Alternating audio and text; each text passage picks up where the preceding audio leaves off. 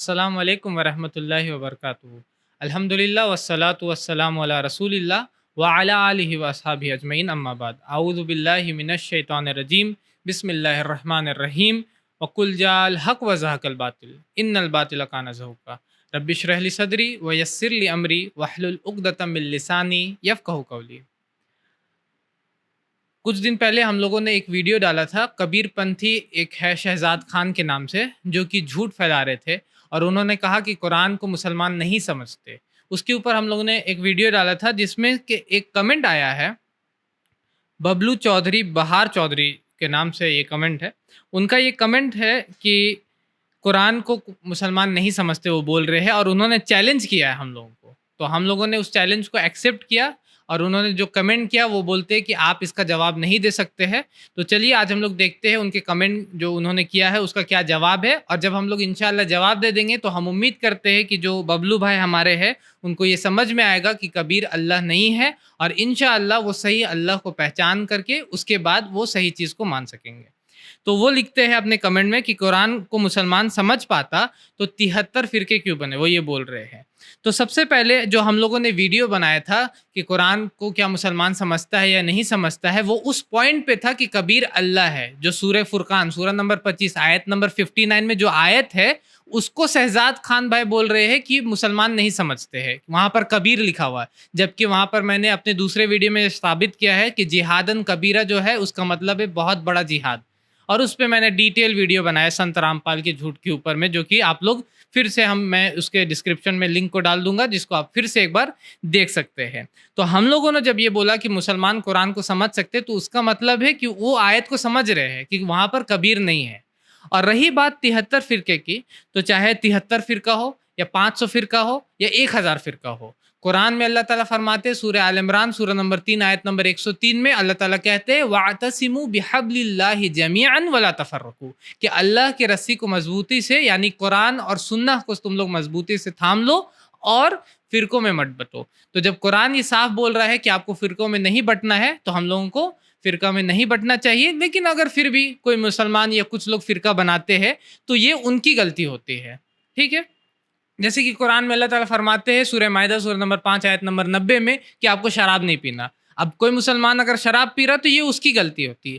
اگر کوئی شراب پی رہا ہے یا اگر کوئی فرقہ بنا رہا ہے تو اس سے اگر آپ یہ ڈیڈیوس کر رہے ہیں، اس سے اگر آپ یہ سوچ رہے ہیں کہ قرآن مسلمان نہیں سمجھتا، تو یہ ڈیڈکشن صحیح نہیں اپنے آپ میں رہتا۔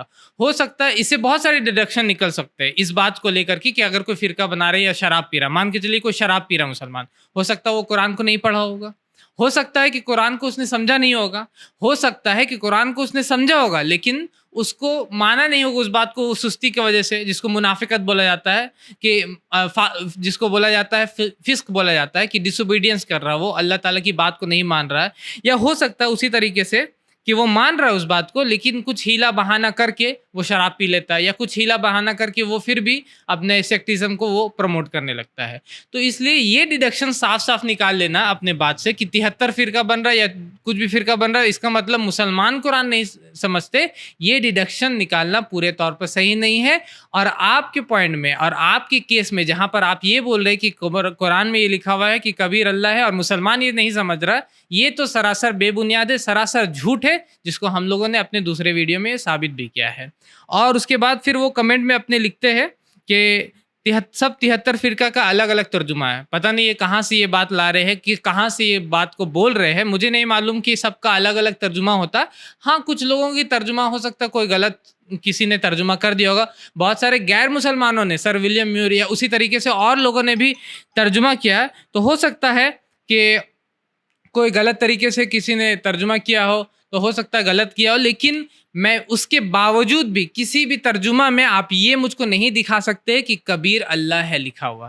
یہ میرا اوپن چیلنج، پھر سے ایک اور چیلنج ہے، پہلا چیلنج تو اوپن ہے ابھی ایک اور چیلنج میں دے رہا ہوں کہ جتنا آپ کو جس کا فرقہ کا بھی یا جس کا بھی قرآن کو لانا آپ لائیے اور یہ دکھائیے کہ کبیر اللہ ہے، سورہ فرقان سورہ نمبر 25 آیت نمبر 59 میں لکھا ہے۔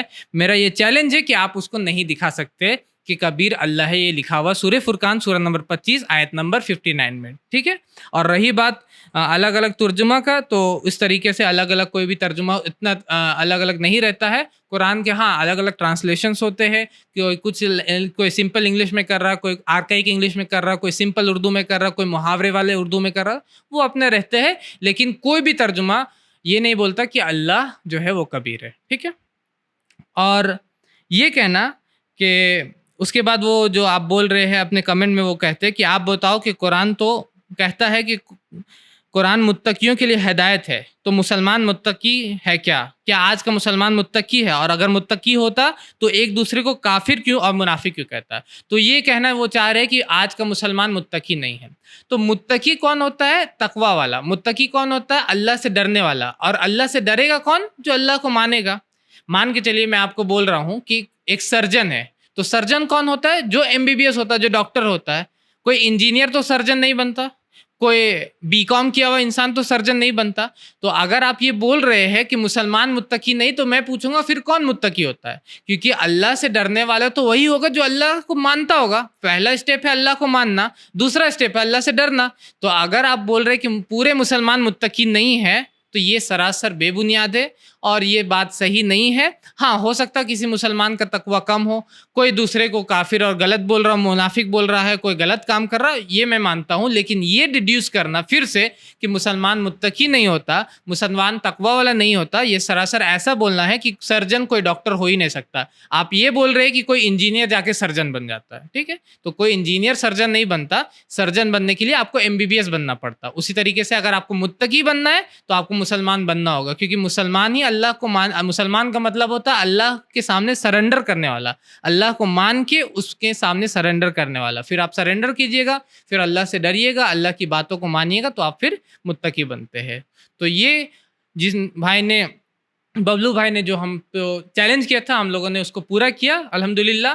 اور میں اپنے اس ویڈیو کو ختم کروں گا قرآن کی ایک آیت سے جس سے میں نے شروع کیا تھا. اللہ تعالیٰ فرماتے ہیں سورہ اسراء میں، وَقُلْ جَاءَ الْحَقُّ وَزَهَقَ الْبَاطِلُ إِنَّ الْبَاطِلَ كَانَ زَهُوقًا.